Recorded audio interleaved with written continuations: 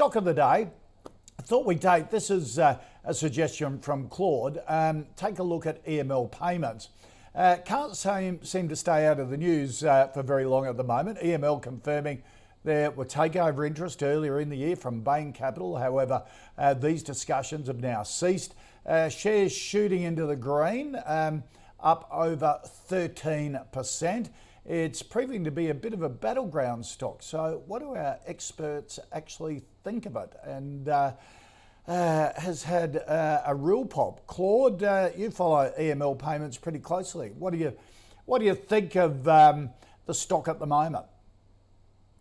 Well, I think it's definitely one of the most interesting stories on the ASX at the moment, because on the one hand, you have this sort of spike in short interest, and you also have with EML a history of falling afoul of the regulators with over in Ireland. I think, you know, probably in the past we've had in the show plenty of discussion about that, so I won't rehash it all. But when you see on the one hand high short interest, plus, you know, you could make a guess that then people might be worried about regulatory risks. I mean, that's the biggest risk in my view. And then on the other hand, you actually have arguably some good setups, at least in the short term. Obviously, these guys have a longer term tailwind of digital payments generally, and, you know, less use of cash.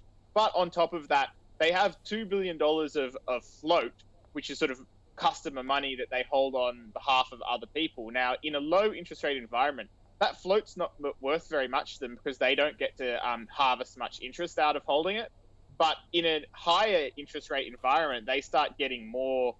They start getting just like almost pure profit from interest rates going up on that float. And on top of that, they've got another 700 million that doesn't earn anything until US rates hit, I think it's 2%. So that's probably a little while down the track, but that might also start earning them money as well one day. So I like EML for the fact that I think that it is a business model. It is really well suited to an inflationary environment. To me, it's an unloved company that has been sold down a bit, that actually might have better days ahead in the short term.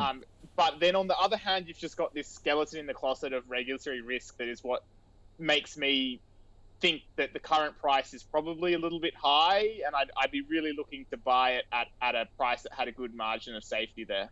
Okay. So, Luke, just a snapshot of EML. It's in basically store cards, isn't it, and gift cards. And like if you receive a $50 gift card from somebody, they've already paid for it. That money sits with EML, if you like, which is what Claude's talking about with higher interest rates.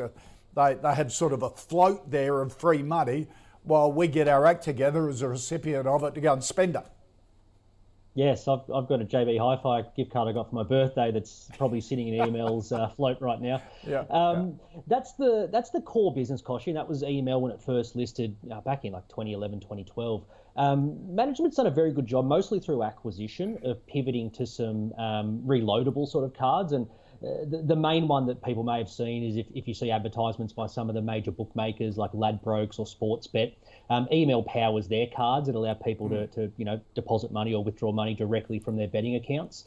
So Claude did a great job, I think, outlining. I love that term battleground stock, and generally I stay away from them, but Claude did a good job outlining, you know, the tailwinds that EML could have, particularly over the next few years, not just on the interest rate on the floats, but they're a beneficiary of inflation because they clip the ticket on transactions.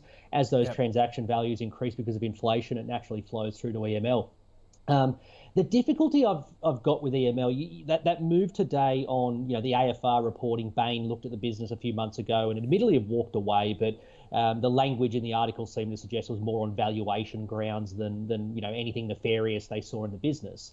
It feels a lot like short covering, which, of course, if you've been short this business, and I think it crept up to about a 10% short interest, which is quite large, you know, you probably take some off the table given that you know, risk of a takeover and a big pop on a day, and you've suddenly probably seen all your short profits wiped out in one day. So it feels a little bit like that to me today. Conversely, if you're someone you wouldn't be saying, would you, that people have shorted the stocks, have sort of come up with some story that maybe gets in the media and pops the price, and then they settle out of the position. You certainly wouldn't be suggesting that, would you? I wouldn't suggest that, and I also wouldn't suggest, whether EML's management themselves may have, made sure that some things will leak to the AFR. So it's always worth considering that, Koshy. I mean, when news makes it out, who benefits from it? Yep. But very, very fair point on the shorts.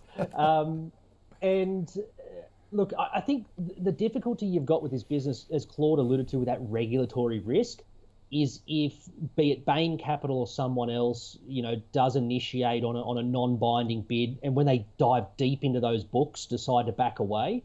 We've seen it with Link, and we've seen it with a few other businesses. It usually means there's probably something going on under the hood that you can't see until you get into that data room and really dig into the books and see either what they've acquired or what's going on. So that's a risk for EML holders or people looking at it today, is if this M&A interest does back away. For me, these battleground stocks, I generally just stay away. They're so volatile. You see that in the move today.